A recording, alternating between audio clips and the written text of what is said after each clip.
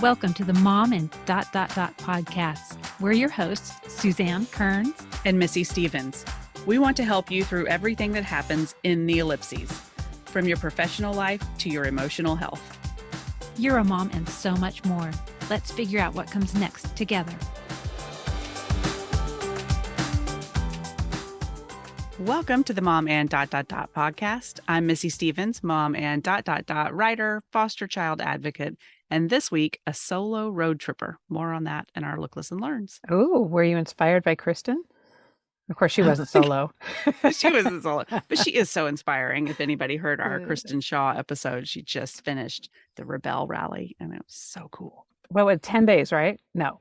8 days, I think, of like off-road driving and navigating and having to find their way with no phones and no map. Well, they had maps and a compass. Like topography maps and old road maps. And it's crazy. Yeah, she just posted on Twitter, like it was this meme about taking her first shower in 9 days. She's like, this is so exciting. Can't even imagine.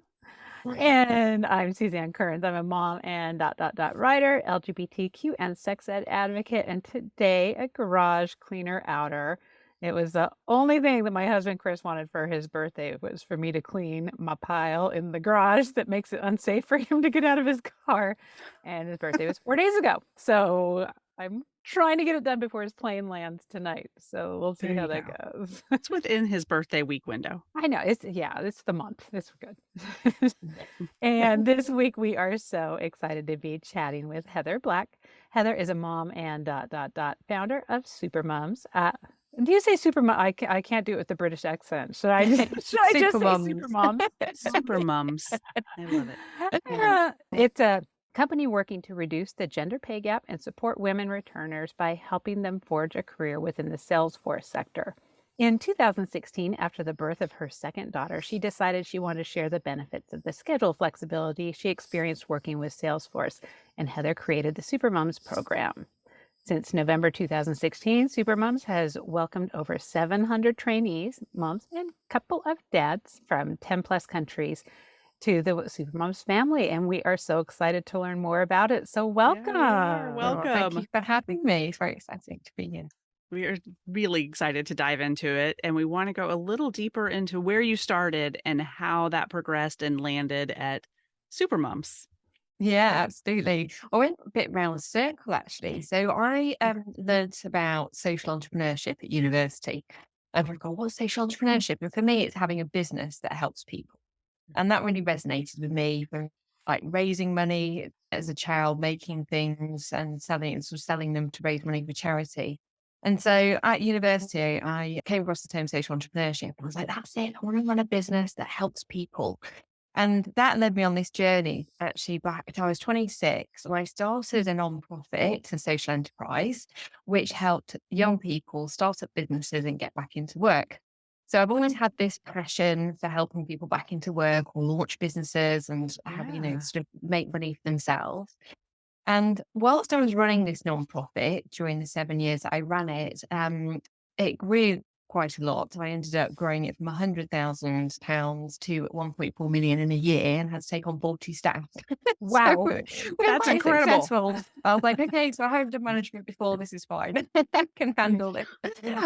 But part of that journey was that we needed a CRM system to manage all these young people, what we were doing with them, logging calls, logging delivery sessions with them, logging outcomes as to whether they got a job or whether they started a business.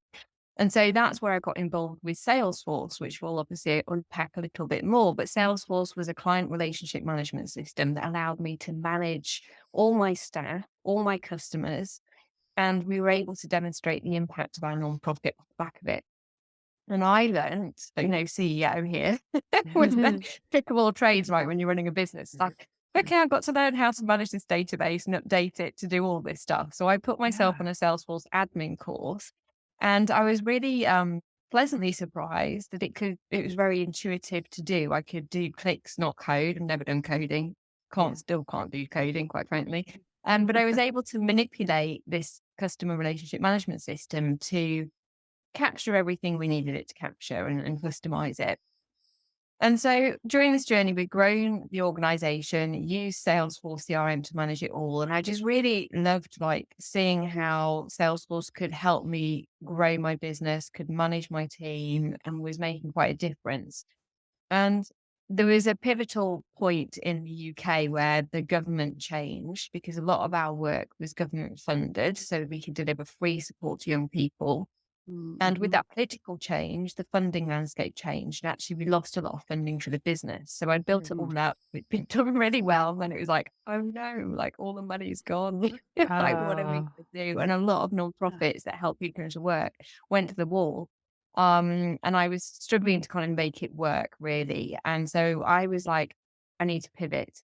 And that was at a point, incidentally, when I was also getting married, also looking to move out of the city and move 2 hours out to near the sea. And I'm like, what can I do that is going to earn me good money still, that isn't growing another business really at the moment? So I didn't really want, that responsibility of staff. Right. And, would allow me to work flexibly alongside a kid. And I started looking into more what Salesforce could offer me as a career. And I'll talk about the career options as we go through today.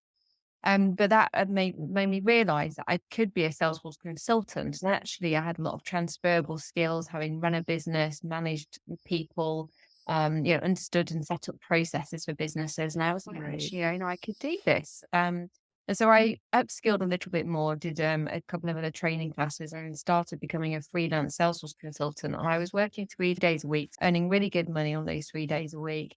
And after a couple of years, I realized that other mums could do it too. And that gave me the idea for SuperMums, because I thought actually more women need to know about this as a flexible, well-paid career opportunity.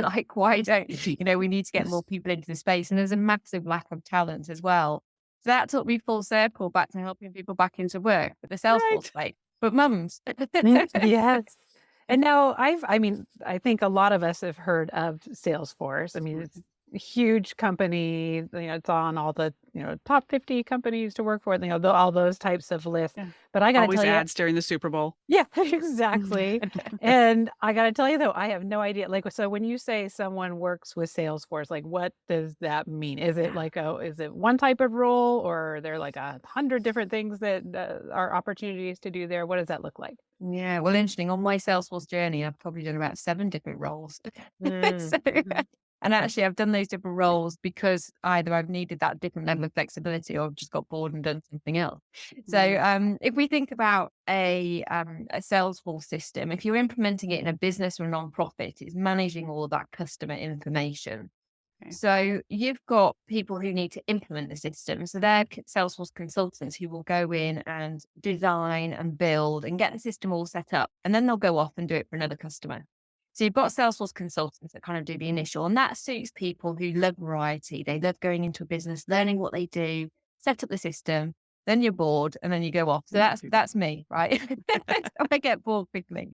Got it. So is it kind of like someone it's not a web designer, obviously, but kind of like for your CRM system and all your data management and stuff, it's almost like going in and designing a website or whatever, where you do it the one time, you set it all up, and then they can just kind of make the updates as they go. Yeah. So that leads on to the next role, the job role, really. So absolutely. You've got people who will design the system. And when I say design it, you've got people who will gather requirements, like business analysts. And so business analysts will sit down with a group of people in the sales team and say, tell us what you do for your sales. What's your sales process? How does it work? And how do we mirror that to Salesforce technology, the Sales Cloud solution? And what they're doing is just gathering requirements. They're not even building it. They're just gathering the requirements and talking through the process. So you can have very non-techie roles.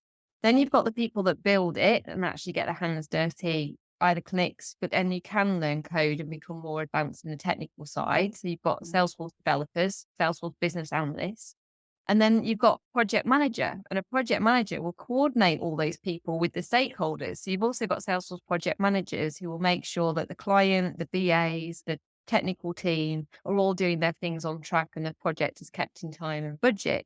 So a lot of our SuperMums will go into BA roles, project manager roles, consultant roles, which is a bit of a hybrid sometimes of those different roles, or they'll progress to become Salesforce developers. And then in terms of managing the system, once the system's in place, you then have a Salesforce admin team. The Salesforce admins maintain the system, make sure that new users come in, that they know how to use the system. If there's a glitch with the system or there's a new requirement that comes up, they manage every day. So they tend to be in-house in a company or organization. They'll like stability, that type of person. They like to know a system really well. They like to know a company really well. They enjoy making sure the team's all happy and the senior management team are happy, and everything's ticking along nicely. So if people like steady, slow, being really entrenched somewhere and sort of making sure that the system is working for the whole company and the team and the customers, that's where you get Salesforce admins. And again, you can have some of those BA roles and project manager roles in-house as well, if they've got an in-house team that keep developing the system. So there's very much a skill set that is understanding business processes, gathering requirements, and then there's that sort of element of it, which is building the system and tinkering with the system. And we have people that sort of go into different roles. There's also sales and marketing roles as well. So Marketing Cloud is another product that is a Salesforce product. So we also train mums who've got a marketing background in the Marketing Cloud product, and they can then integrate, because with a CRM system, you need an email machine to send all the emails to all the customers, right? So Marketing Cloud is the email plugin to it. Oh, wow. So with marketing backgrounds, you get mums doing the Marketing Cloud and they can focus on the marketing side of the puzzle. And then some of our trainees have also gone to be sales staff. And sales, I like sales the best, to be honest, because what you do is sell in the vision of everything it can do, but you don't have to do any of the work. So you get everybody really excited. And you're like, brilliant. Okay, I've just closed like £100,000 or whatever it is. And then you're like, right, I'll hand over to you now and I'll go on to the next. And then done. So, Yeah. so I quite like the sales role. Obviously, I have sales targets. There's a little bit of pressure with that. But, Right. it's a different, everybody has a different skill set. So there's quite obviously a range of jobs that you can go into. So when people go through the courses and say they are then in-house maybe in a company, they still work for Salesforce. No. So these No, are they customers. get trained. Okay. It's a good question. Good question. So It's confusing. Salesforce is a product and Salesforce is a company that own that product. But you have 3 different other kind of stakeholder groups that employ Salesforce professionals. So you've got Salesforce consultancies, and they're the companies that will go in and implement a system and leave the company with it and come out. You've got the end customers. So like big brands will use, FTSE 100 non-profits will use Salesforce as their in-house product. So they'll employ Salesforce professionals, right, to manage and implement it in-house. And then you've got extensions of the product. So you'll get companies that will create extensions to Salesforce as add-ons that make it do extra functionality. And they also hire Salesforce professionals. So you've got 4 different types of company, if you like, that hire Salesforce professionals. Okay. So you can never get bored because there's so many different jobs, different type of roles. So some people will start, quite a lot of our trainees might start in-house at a customer and sort of, manage their system for them. And then once they've got some experience, they'll then might move to a Salesforce consultancy because they're more experienced and then go and implement Salesforce for different clients and organizations.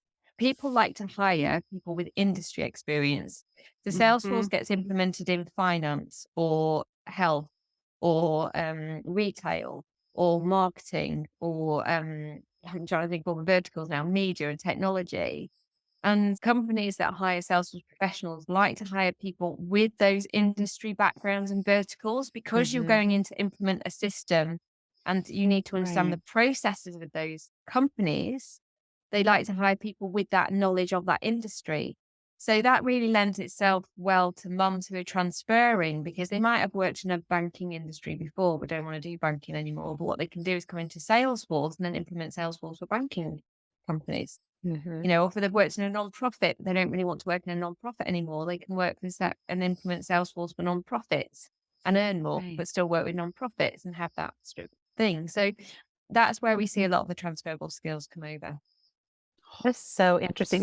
So interesting. This is why we were really excited to talk to you about this, because I don't know how it is in Europe, but in the United States, a lot of, we call them pyramid schemes, but like there's a lot of industries and businesses that come after the hopes and dreams of stay-at-home moms that are looking at relaunching and put a lot of the risk and the cost on them to like buy a bunch of product Right. and then have to Sure. sell it. And from my understanding, I just want to make sure Salesforce is more of like you're teaching someone to learn French. I'm just trying to think of it like, what is this neat little box that we can use to describe it? And then they can take that French and use it in a bunch of different applications. So it's more of a skill set. It's Yes. more of an ability, a skill set that is transferable in a bunch of different ways, whether you go to IBM that already uses Salesforce and they need people who have these particular skills to do the jobs within there, or whether you're going to work with smaller companies that just need consultants to go in and set up and boop in and out and have a more independent process there. So it's more to your ability to do a particular job, not necessarily something that you have to go out and evangelize and sell to other people. I mean, Right. Absolutely. Yeah, you does don't that need make to go into a sales role. I mean, you're going in, you can also, as I say, change a different job role. So you could try something as a BA for a couple of years and go, actually, I want to build more, and be a Salesforce admin or become a project manager or become a Salesforce consultant. The world's your oyster a little bit with it. And every job opportunity, the average churn is like a couple of years because people want to keep advancing, learning different products, learning different customers, and less is progression where you are. But every jump, you Right. could go up another 10K in salary, right? So there's an opportunity to progress very quickly, obviously up to a ceiling, but you don't have to. A lot of our trainees don't start at the bottom or have to take a massive pay cut. Some of our trainees have got a 20K pay increase from moving jobs. So, they've invested in the training just over 2,000, but they've got a 20K pay increase from it. It Mhm. just makes sense, right? Yeah. Yeah. So are your Yeah. courses then intended for someone who, like you said, kind of is starting at the bottom, just learning about Salesforce, or do people come to you that they're like, I already have this job at IBM and I'm in this role where I need to be able to do Salesforce, and then they come to you to be able to do their current job better? More the earlier Okay. examples. So we've had moms that have been out of work 20 years, 13, 15 years, not got loads of relevant. They're completely doing something new. We've upskilled them. We give them training, coaching, one-to-one mentoring, work experience, employability support, recruitment support. So they get the whole package. It's not just training. Because we want Right. to build their confidence and their pastoral support and make sure they really understand what they're doing and get that practical experience. And then they're ready to go into a job. And those mums that have been out of work for a while have got their first job on their first interview, which is absolutely awesome. They've done so well. And I'll say parents more broadly, because we have had quite a few men on the program too, and everybody feels included, which is nice. But people who've been on maternity leave or paternity leave and stay at home, for a while, to those that are working in more sort of underpaid jobs or they want to earn more. So we get people coming from all different directions to us because they want to upskill and earn more money and have more flexibility. Yeah. Yeah. We talk a lot about that gap and this time off, and then you're trying to relaunch. You've seen thousands of people do this. What do you consider the biggest challenge moms in particular face as they're trying to relaunch? Is there some common thread that you've noticed? Yeah. So I was lucky because my background was helping people into employment before. So I'd Mhm. researched actually before I launched my first business, I did a lot of research around this and looked at employability programs as part of my first job out of Yeah. university. And what was very clear was creating a sort of a cohort calls program where you've got a group of people who are all in the same space. So you don't feel isolated and you're on a common journey. And then you've got a framework and accountability program. So at SuperMums, everybody's part of a cohort. You've got that Mm, accountability. So every week you've got a set number of hours and a set number of tasks to do. And a person meets you one to one to check what you've done, to go through it with you and to hold your hand. Because the reality is, if you're not got the confidence, not struggling with the motivation, it's very easy to drop off if you just pay for a training course online and be like, oh yeah, I'll do that. And then you never do it. uh, So we hold their hand all the way through, and they're accountable for getting their homework done every week. But obviously not in a way of have you done your homework or not. It's really sitting down with somebody and checking it and supporting them to make sure they've understood it properly. And so every week their confidence is being built through having a group that's motivating them, that are all on the same journey, meeting with live trainers as well. So I think live training and being present rather than on demand is a lot more motivational, because you feel that you've got to show up. It's between this time and this time. And Right. it creates that routine, and then they structure their homework. So they've got that one-to-one mentor. Having all that in place builds somebody's confidence and motivates them to achieve the end goal. And that's why we could have done a cheaper training course that was all on demand, that was online, but for our particular audience, I mean, I was out of work for a year. Well, I was working part-time, but I wasn't in an office or in a workspace when I had my first child, and I lost my confidence. So imagine somebody who's, not been in the workplace for a year, 2 years, 15 years, it's Or 17 years. 17 years. Wow. That's the reality. It's like, wow, how do I bridge this gap? So all those things we have in place, because we think it's paramount to sort of get somebody from A to Z. And so it's a very robust, personalized, small cohort groups of people rather than the mass training. Right. We're going to learn Salesforce today and then we go and get a job. Yeah. Which suits like some of those people you said, Suzanne, that, I'm working in it already. I kind of know what I'm doing. Then people like that just need a short course and off they go. Whereas if people are it's a brand new thing for them, they want somebody holding their hand, they're the sorts of things that can really build somebody's confidence. I love that. I want one of those mentors for my everyday. I know. Can you hold my hand? So for some of us, like long timers, we try to inspire women to, spend some of that time when they are home, when they start getting a little more schedule flexibility, to start building up some of those skills and exploring maybe some different interests if they don't want to go back into the same career field that they left and that type of thing. So, and just so I understand, it sounds like doing your training courses would be something like when they are pretty much towards the end, like they're looking ready to be launching. It isn't, or is it something that they would be able to sprinkle in, like, I'm probably not going to be going back to work for a couple of years, but I'd like to just kind of take a little something here and a little something there. It sounds like you're more like, no, we're revving up the engine and we're for you to take off. Yeah. So what does that pacing look like, and when's the ideal time for someone to reach out to you if they are interested? A year out, 6 months out, like what does that look like? No, I think the longest we've had somebody in our database is 3 years before they converted. It's funny, isn't it? How long somebody takes to convert. So I think that people are exploring the idea, and you're right, they're not necessarily always going to sign up. But we did look at our stats on this, and interestingly enough, a majority of our sales come from people that do our 5-day challenge and sign up within 4 weeks. So they are looking for it and they are sort of signing up.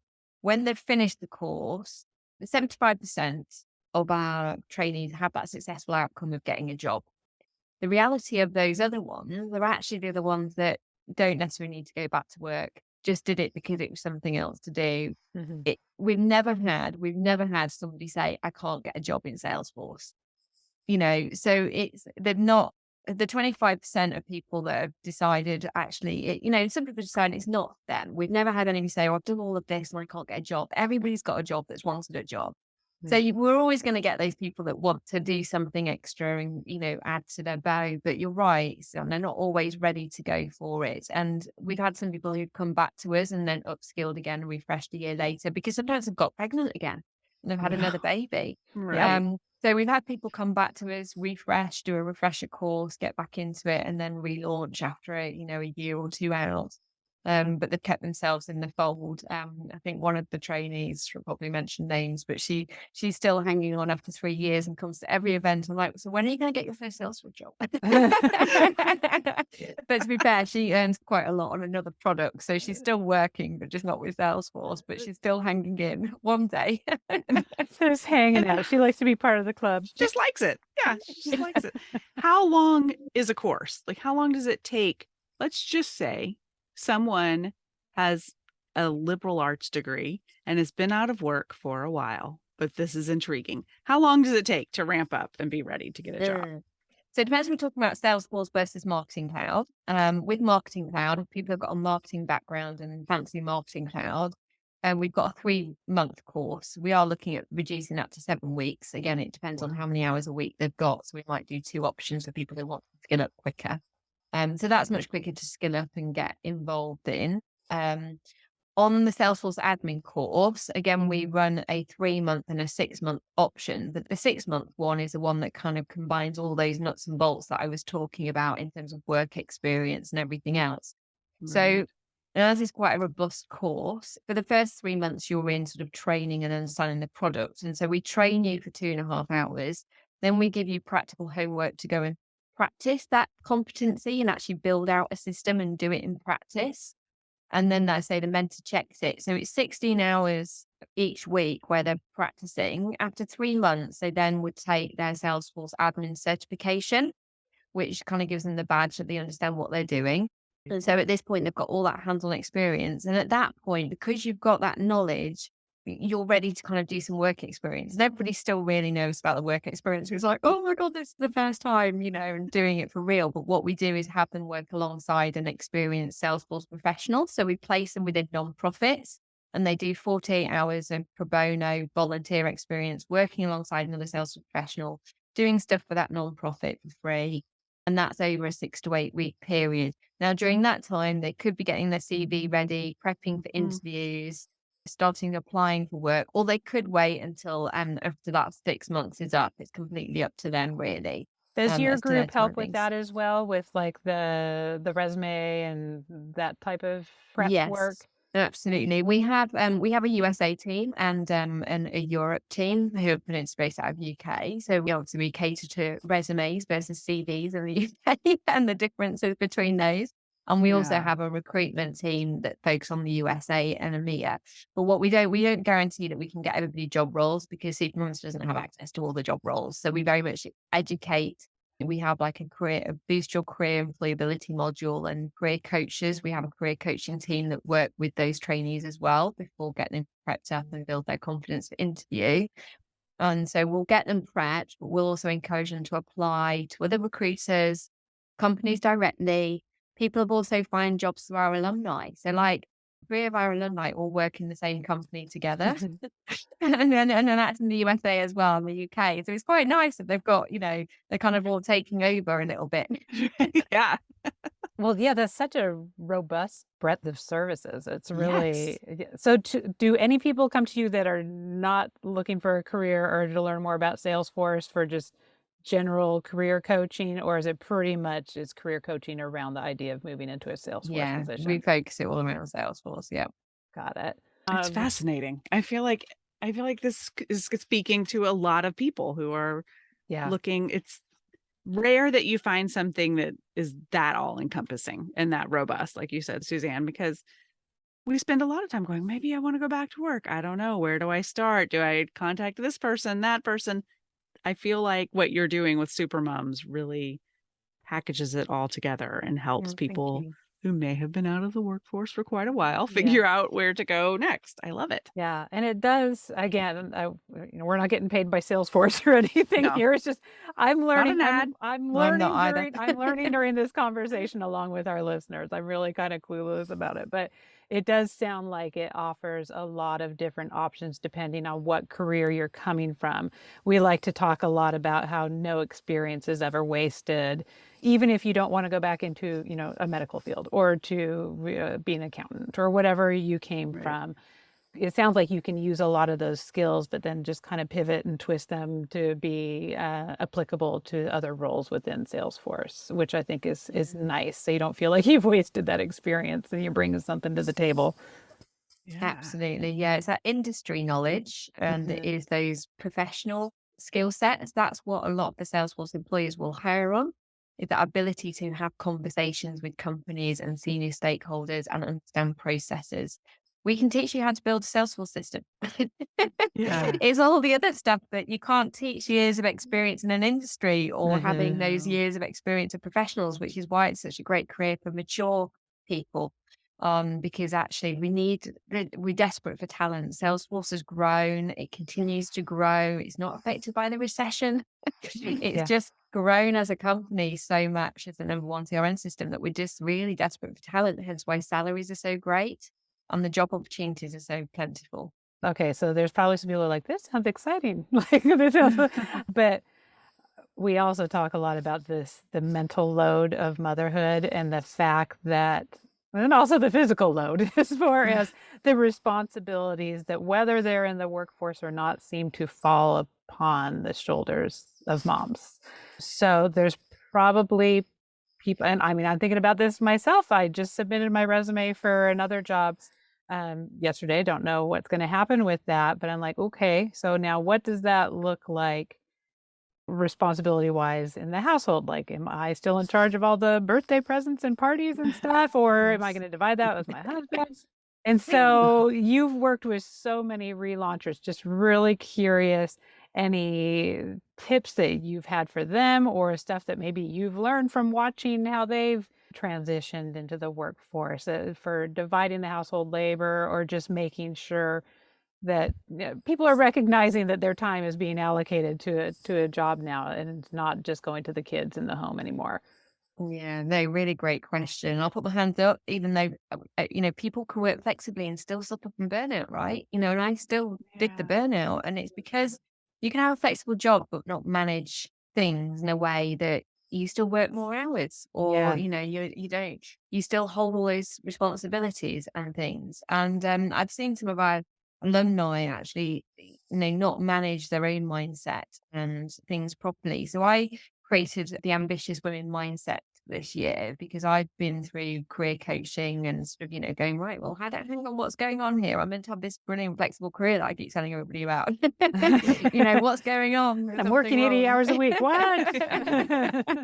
And so from the coaching, I mean, my background was coaching. It was really coming up with that Ambitious Women Mindset piece and educating our team, which is why we do coaching with our trainees, but sort of installing, okay, what are the 6 things that I should be thinking about? So first was sort of really being clear on your goals. Like, what is it that you want to achieve? And with goals is what impact you want to have.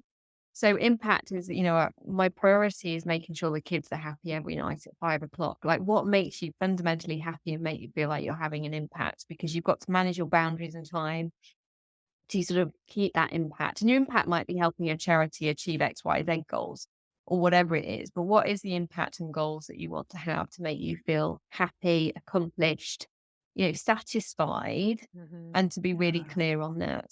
And then working around that, it's about managing your energy. So have you got the right energy levels? Are you making time for yourself? That could be doing something creative, or it could be exercise or something else that's going to keep your energy levels between that 7 and 10. So when you bounce back.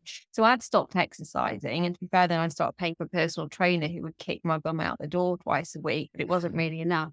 And after I did this coaching, I'm like, now I go and exercise 4 times a week, and I'm like, wow, I self-motivate myself, pat on the back, it's kind of like actually, but then I get that creative time to think through things that I wouldn't do at a computer. So actually it's really good downtime for me. Then I've got much more energy with the kids. I've got more energy for work. I've got more energy for everything else, rather than being in that space of going, I've got all this to do. I can't leave my computer and I'm working all these hours. And then I'd just sloth out on the sofa all night, and I just felt rubbish the whole time. And I'm like, what is this about? Whereas now if I stop at 4 o'clock in the afternoon, go and have a swim or do a walk or run or something, or Peloton, I've got a Peloton bike, that makes it really simple actually. Half an hour, it's in the room. I still have not sat on ours. We got it like the first month of COVID, and I still have not. I need to do it. Get on that bike. That's your challenge. It's so fun. I love riding. Really good. And they're really positive coaches as well. And that's made it easy. So I think it's managing your energy, managing your boundaries with that. And then the final thing is confidence and support network, making sure that you're clear on what you're really good at and what you enjoy doing, and you get rid of all that stuff that you're not good at, and you build your support network to fill all those gaps in the things you don't want to do, you can't do, or you learn how to do better, quite frankly, around it. So they're the 6 things that I've really been championing and talking about to help women avoid burnout. I know. That's so smart. I really need to, if by some miracle, knock on wood, I do get this job that I'm looking at, I just tend to give and give and give. I mean, even if it was a part-time job, 20 hours a week, I will do it for 50 hours because I get so into it, and I like people to be happy, and I like people to be good with my work. People pleasing. You got to wind that down. I'm an Enneagram 9. I just want everybody to be happy. And so, I need to. Unfortunately, after 2 years of interviewing coaches, we've learned a little bit about boundaries and trying to enforce those. Yeah. But I think it's so important. Yeah, and you talk a lot about being present, and that's really important to you in how you are designing your life. And so I think some of what you just talked about and that you've learned about how to keep yourself mentally healthy probably plays into that. But there are some things our listeners can do right now to be more present in their day-to-day life. Plan out your diary religiously. So I do it every quarter. I review and see what's working for me and what's not. Now, I'm more of an introvert. I love speaking on things and speaking at events, but I'm naturally more of an introvert. And so I find it exhausting being on Zoom all day, for example. So I was really mindful that actually now 3 of the mornings I just block out. Actually, Wednesday I have completely off meetings. Mondays and I think it's 2 mornings a week, I completely block out for content creation, not being online. And then I block out also those exercise slots as well. So I'll finish at the 4 and then I'll come back, have dinner, I'll pick up the kids if I've got the kids, because I've got joint share of the kids. And then in the evening I might do some more work, to split it all out. But I just plan all of that out and just make time for those different things that give me energy, that give me that downtime. And so if you're not working, how can you create a bit more structure? And almost manage your time in that way, because, if you've been a stay-at-home mum, you might not have a calendar in the same way as you would do from a work point of view. So it's getting a bit more into a routine and structure. And then you're not necessarily on social at those points. If you're talking about social as well, when do you switch off? I prefer not to have my phone around if I'm with the kids, if I'm focusing purely on them, because it can be a distraction. And then Annabelle will say, Mom, get off your phone. How old are your girls again? 6 and 9. 6 and 9. Okay. So, she's very vocal about if I'm on my phone. I'll put it away. And then she goes off and wants to watch it. So we have to sort of ban it, because it's either me or her. It's too much of a distraction if it pings, right? So, Yeah. Well, speaking of things that are on our phones, you have a podcast too.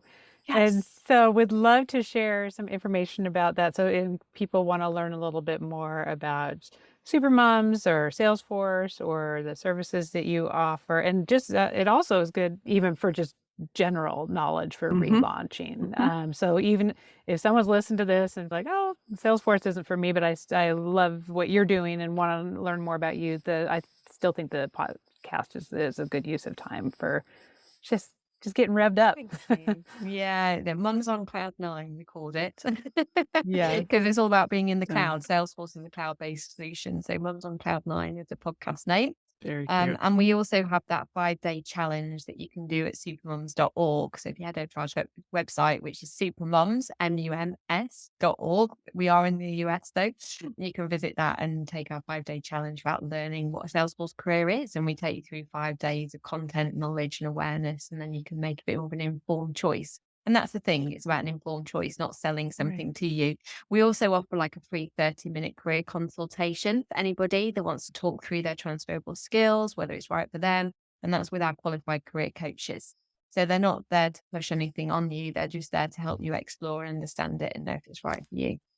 That's fantastic. Oh my God. Super useful. How many people are on your team and within the SuperMums company now? 24. So much for saying you didn't want to be managing a team again. You're the CEO again. I know. But I've got it right this time, Suzanne. With my coaching, I made sure that I've got a delegated team with all different skills and strengths. So actually, I don't have to work more than 40 hours a week.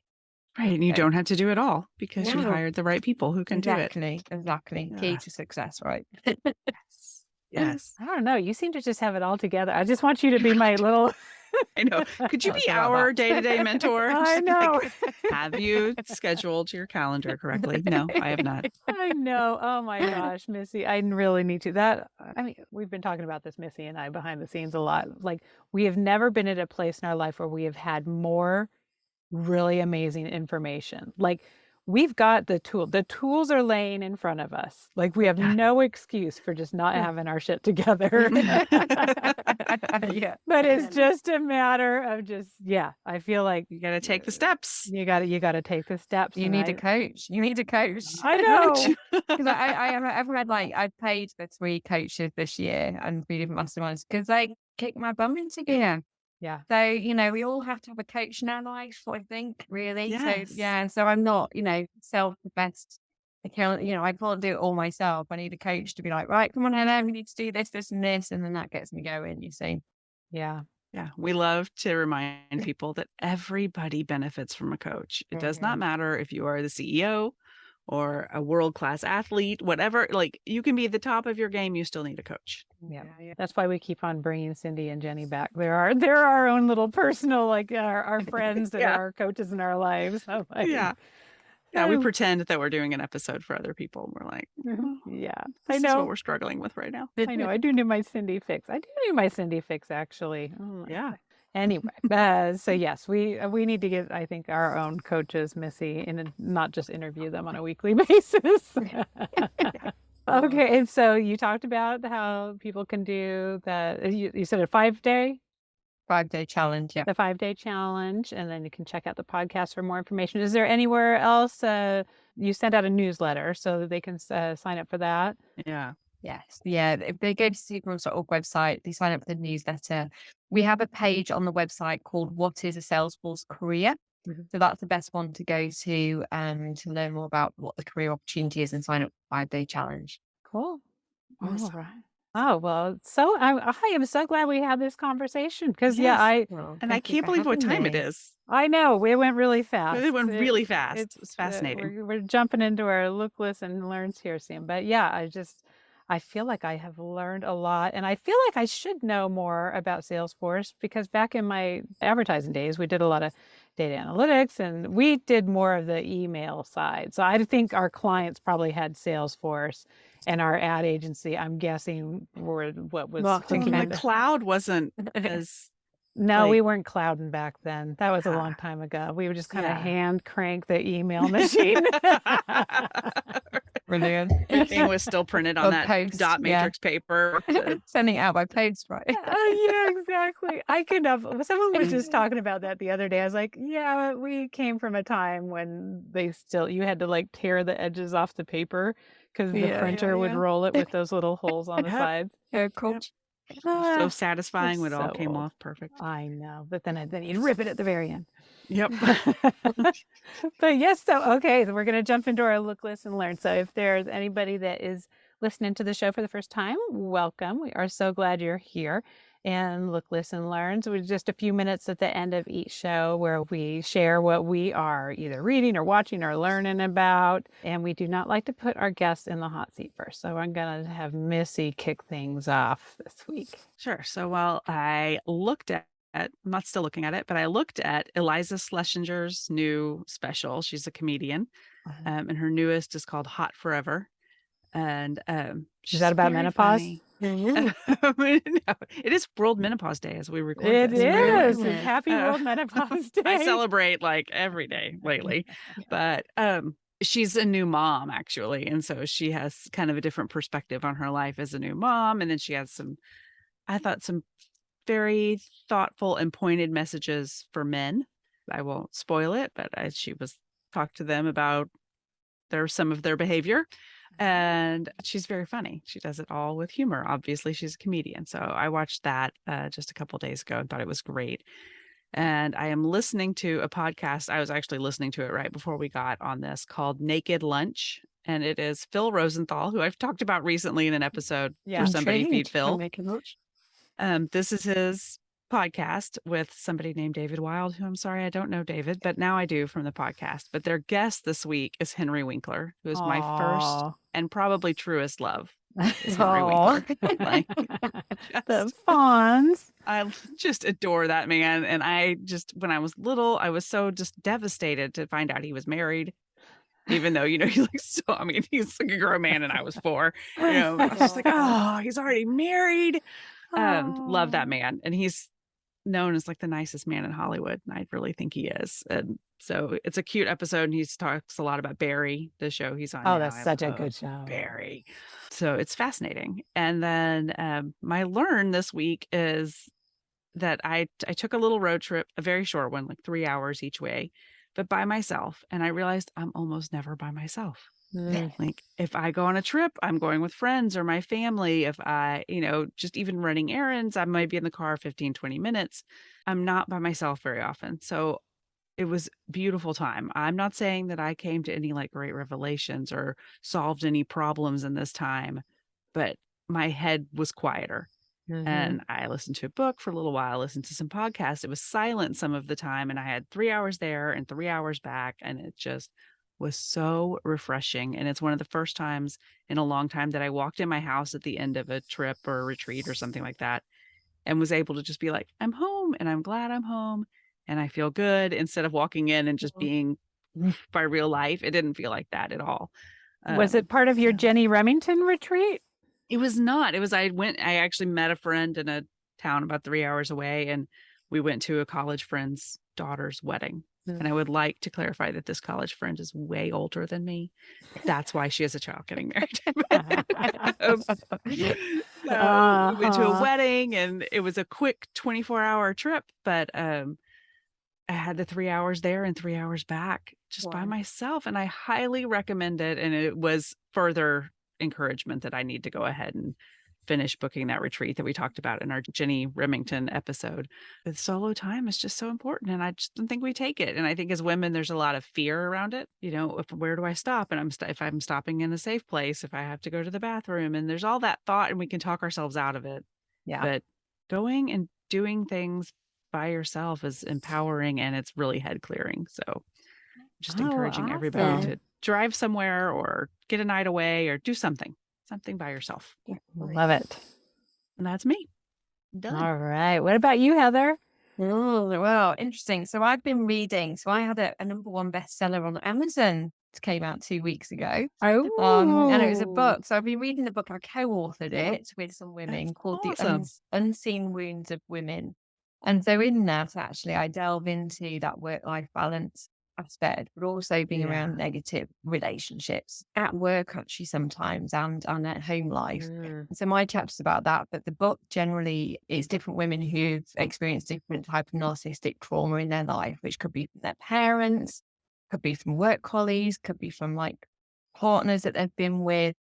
And I've learned about narcissistic abuse is interesting because a lot of people don't know about it. And I think just hearing and listening to the stories, but also the strategies that you can take to move out of that space, to kind of calm your nervous system, to kind of move yourself forward, I think is such an important message to share with other women right now. And that's why we came together to do this book. And actually, Caroline Strawson, who hosted it, she's been one of my coaches over the last year, helping me sort of rebuild myself and being in sort of slightly negative relationships and things, and just calming everything down. And I think that kind of leads me on to the next sort of thing is, so listening to Caroline Strawson had a podcast. So actually this morning when I woke up, popped in, I was like, that's what I needed to listen to today. So I listened to one of her podcasts this morning. The universe brings it to you. But I also have on my phone a positive affirmation app that gives me positive affirmations twice a day.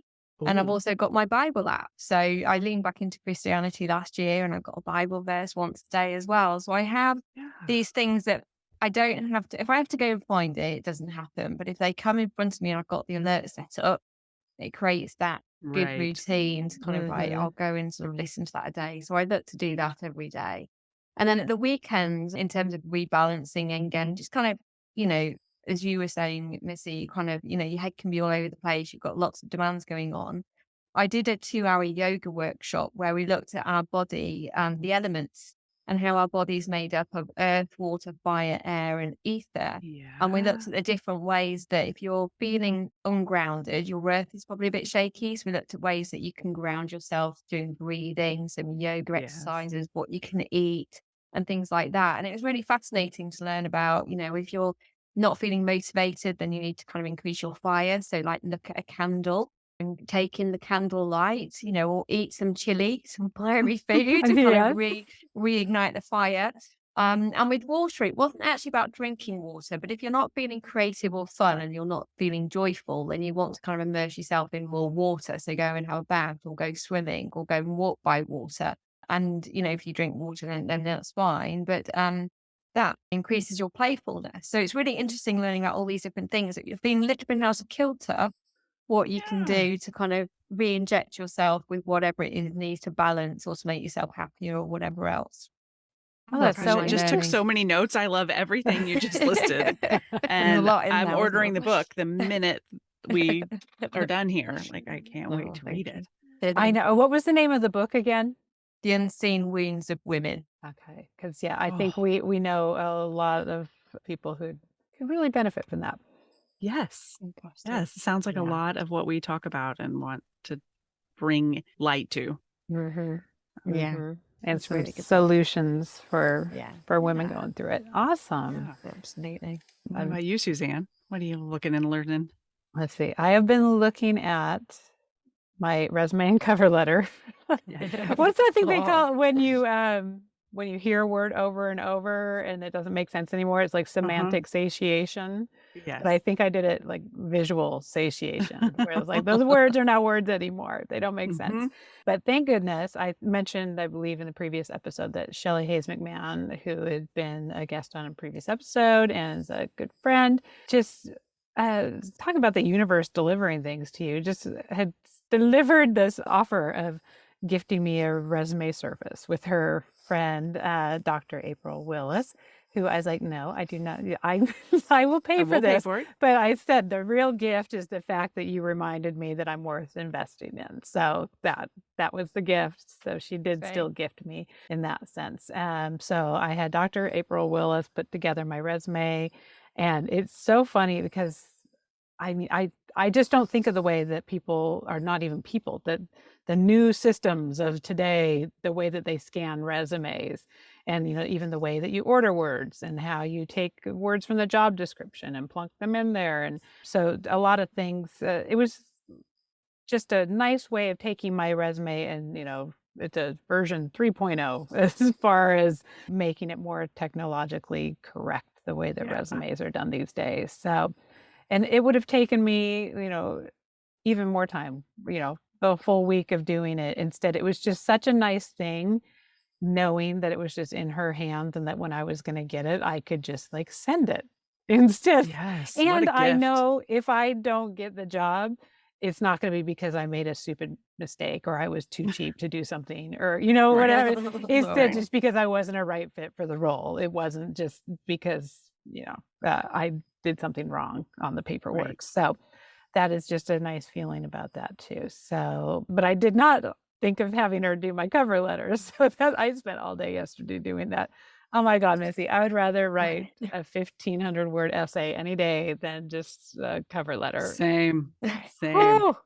Selling myself Oh. is not one of my strong suits. Shoot. And do they do cover letters? have to do That's it a for thing you. still? They do it. Oh, It's really dang. important that can read. Yes. Oh, So yes, dang. I did that. And let's see, I have been listening to, and I'm still, my ears are ringing from it. We were at Austin City Limits, the ACL Music Festival, all 3 days this weekend. It was so fun. But man, it was hot again. We thought it was going to cool down. I mean, it was in the 90s. It was hot. But the highlight was going to see, I don't know if anybody is as big a fan of Spoon as our family is, and we have been for a long time. I mean, we literally had, when Zoe was a baby, so she's 17 now, so Chris used to have a little dance that he would do to one of the songs, bouncing on him when she was a baby. And she went through this, it was, gosh, like a 6-month period when she turned 2, where the video for the song Don't You Ever came out, and they had, I will send a picture, I meant to bring it in here, this little, I talked about it a couple episodes ago Yeah, too, you did. the little yellow guy that's in the video for Don't You Ever. And it's kind of cute. It's this little robot. I believe they used it for kids with learning differences. I believe maybe with autism. It was more of a helping them be able to do eye contact in a less threatening way. Because That's cool. it's just this little cute yellow guy, but he has these little light up eyes. And so it was I think it was meant to engage and help kids in a less threatening way. So it actually was a therapeutic thing, but then in the video, he takes it around Tokyo and it dances. Oh, yeah. It also dances to music. And so it's people reacting to it all over Tokyo. It's a super sweet video, but it was just so fun that like now 17 years later, standing next to her in the 4th row, dancing and singing along to the same song that she So used to boop fun. to when she was a little baby. And Oh, so amazing. that was so fun. That was just really neat. And then this is your guys' learn are so much more meaningful. Our car is finally in. We ordered a car for our daughter months ago, and we didn't think it was going to be in until November. And they called yesterday, and so Chris is out of town today, so I think we're going to go pick it up tomorrow. Super So exciting. Yeah, so getting a car right excited. now is no easy feat. Oh my God. And yes, I Yeah. will say it right now. We are privileged beyond privileged that we even have the option to do this. But it's also just the state of the world right now. I mean, I drove a 72 Chevy Nova that like literally lit on fire the day that we sold it. And the guy had to the guy licked his fingers and put out the fire and handed me like $700 cash. 700. I mean, that's a I pretty good deal know. for the Well, car. Well, you know what? It was for his mother-in-law. I was like, you're totally trying to kill your mother-in-law. Brilliant. I mean, and I put that thing, half of it was held together with duct tape. So I had zero visions of giving a 17-year-old girl a new car at any point in our lives. But you cannot get a used car. The used cars are can't. more than the new cars still. Really? We tried Wow. to wait it out for over a year now. shenanigans. And finally we were just like, okay, That's this what is makes- just, yeah, it's so because they want them straight away.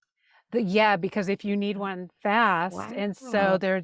I mean, I still get at least every week a thing from Volvo telling me that they will give me more than I paid for Yes. my car that I bought like 3 years ago. If I'll sell it. So it's really, really hard to get used cars Right. because if you want a new one, you got to wait 3 months apparently. So yes, I am acknowledging right now that this is a high class problem and that like it's an extreme privilege that we are able course. to do this and we have the option to do this. But oh my gosh, what a weird time that we live in when it's cheaper to buy a brand new car. I feel gross. I wanted to like go like scratch it with something first before I give it to her. Like, you cannot have something this nice. I'm going to take the radio out of it. I used to have to plug a little purple Sharp radio into the cigarette lighter of my Chevy Nova because it didn't even have a radio in it. So yeah. I used to have to lean over at stoplights and open my passenger door and then close it again because it would think it was open and would ding. And so I'd have to throw my car in park, open the shut, everything, get back and drive and get ready to go. We had pliers to unlock the passenger door because back when the thing that went like in this Plunk. way and the top of it had popped off. So it was just this tiny little nubbin screw. Yes, the little screw. Yeah. They don't even know the hardships. Yeah, I don't even think you could open it from the inside. So you'd have to get out and go walk around and then open it from the outside. At one point I had to reach out, like put the window down, reach out and to get out of my car. Yeah. Oh, I'm gonna go give this car back. She can't have it. But yes, so that's what we've learned. Our children have it much better than we did. They do. And I'm thankful that we can make it so. Yes, I'm grateful. Yes, I am very grateful that it is an option. And that is just another reason that I hope I get this job that I applied for. Yeah, exactly. Pay for this car. But anyway, this was such a fun conversation. I'm so excited to learn more about Salesforce. I'm very hopeful that this will maybe perk up the ears of some of our listeners that are like me and had no idea this was even an option that existed.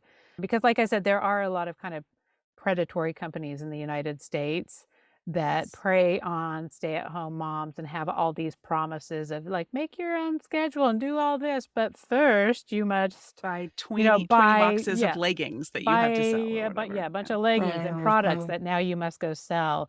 Whereas, I mean, we do like to talk about investing ourselves, whether it's paying to have your resume done or paying for training or classes. And that's a skill that they can't take away from you. It's not like you are buying a bunch of this product that you're going to have in your garage if you can't unload it. Investing in courses and training and stuff that's going to make you smarter and be able to have more options for your career. I don't think that's ever a waste of money. So I just want to make that distinction for people who maybe are like, really, this sounds too good to be true. It's legit. Look up the company. We Yeah. all double checked and looked it up to make sure. It's a good option. It is a good option. Well, thank you for being here. Thank you We for appreciate having it. me. It's been absolutely lovely. Really enjoyed it. Thank you. Thank Thank you. so You have a good much. rest Have of the a week. good rest of your day or good Thank- evening. Oh, that's Take care, right. everyone. Bye. All right. Bye. Bye-bye. Bye. Thank you so much for joining us for the Mom and ... podcast. We hope you enjoyed today's show, and if you know someone else who could benefit from the episode, please be sure and share it with them. And while we're begging, please subscribe and rate us wherever it is you listen to podcasts. You can find links to all the things we discussed today in our show notes or over at our website, momandpodcast.com, with the A-N-D spelled out. In between shows, find us over at the socials, including our private Mom and Community Facebook group. The links to that group and all of our socials can be found at momandpodcast.com. Thank you so much for your support. We appreciate you more than you know. Now go out there and make your ellipses count.